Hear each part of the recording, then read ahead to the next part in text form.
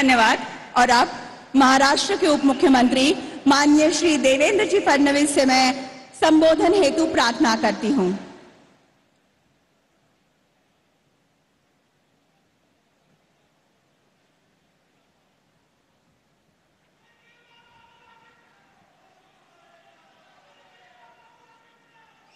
छत्रपती शिवाजी महाराज की,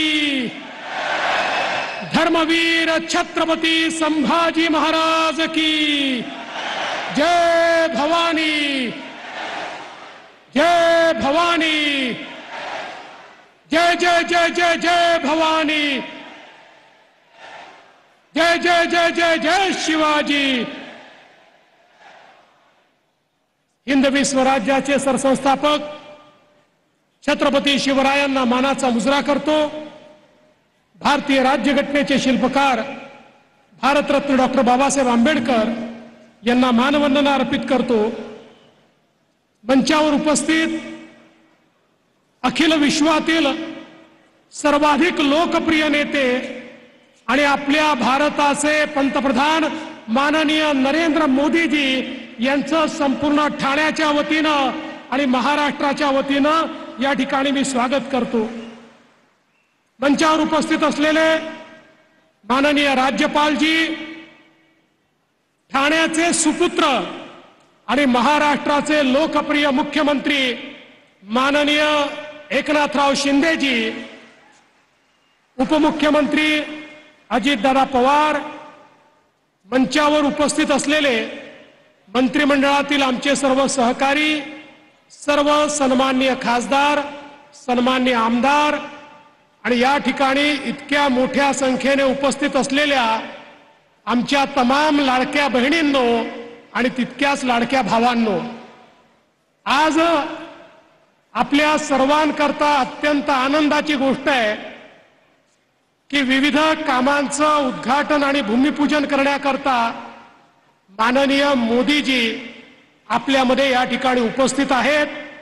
पहिल्यांदा जगभरातील मराठी माणसाच्या माध्यमातून मी माननीय मोदीजींचे आभार मानतो की आपल्या माय मराठीला मोदीजींनी अभिजात भाषेचा दर्जा दिला। माय मराठीची ही जी पूजा मोदीजींच्या माध्यमातून झाली त्याबद्दल त्यांचे मनापासून आभार मानतो।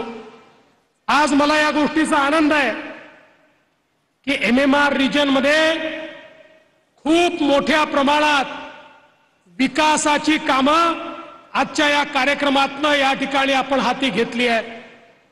सगळ्यात महत्त्वाचं, मुंबईची मेट्रो 3 40 किलोमीटरची अंडरग्राउंड मेट्रो, एशियातली सगळ्यात मोठी लाईन, आज त्याच्या पहिल्या टप्प्याचं उद्घाटन हे मोदीजी या ठिकाणी करतायत।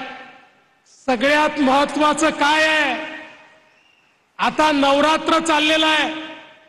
नवरात्रामध्ये माननीय मोदीजी 9 दिवस फक्त पाणी पिऊन राहतात, त्या ठिकाणी उपास करतात आणि आपल्या आईची आराधना करतात।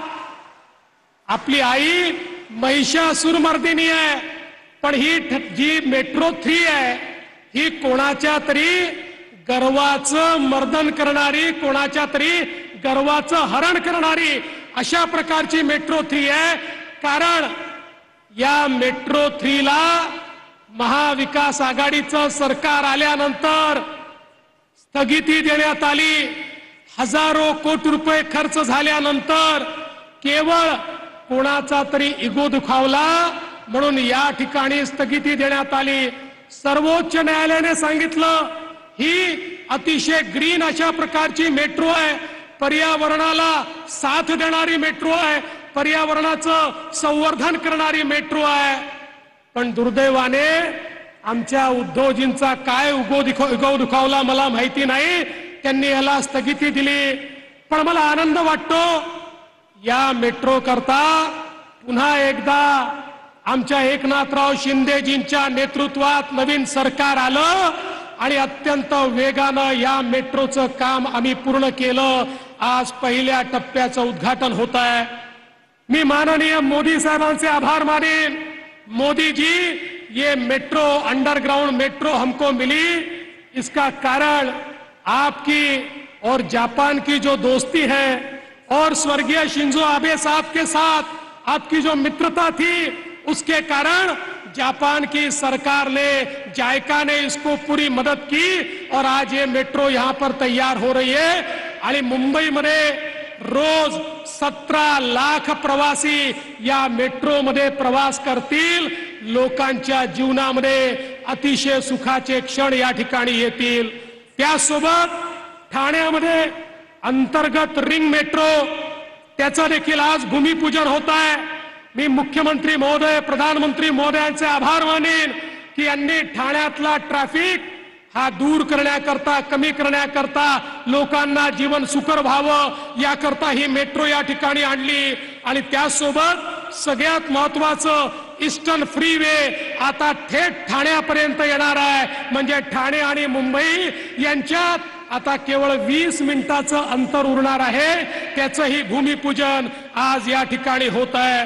नैना जे मुंबईपेक्षा 3 पट मोठी मुंबई ज्या ठिकाणी होणार आहे, अशा प्रकारचं आमचं या ठिकाणी अटल सेतू आणि नवीन एअरपोर्टच्या मधला जो भाग आहे त्याची देखील सुरुवात आज या ठिकाणी होते आहे। आणि ठाणे महानगरपालिकेच्या मुख्यालयाचे भूमिपूजन होत आहे।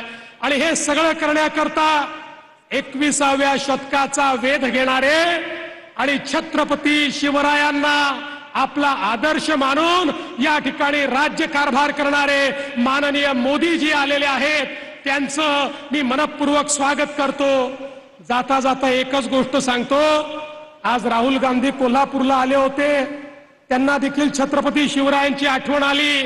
मी त्यांना एवढंच सांगू इच्छितो, राहुल गांधीजी छत्रपती शिवरायांवर बोलायचं असेल तर पहिल्यांदा पंडित जवाहरलाल नेहरूंनी छत्रपती शिवरायांचा अपमान करणारं पुस्तक लिहिलंय। त्या पुस्तकाबद्दल तमाम शिवप्रेमींची माफी मागा आणि त्यानंतर छत्रपती शिवरायांवर बोलायचा अधिकार तुम्हाला आहे। अरे मोदीजींनी तर आपल्या कारकिर्दीची सुरुवात ही छत्रपती शिवरायांचं नमन करून केलेली आहे।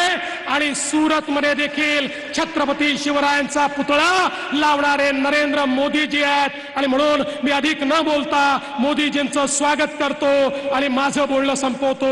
धन्यवाद। जय हिंद, जय महाराष्ट्र।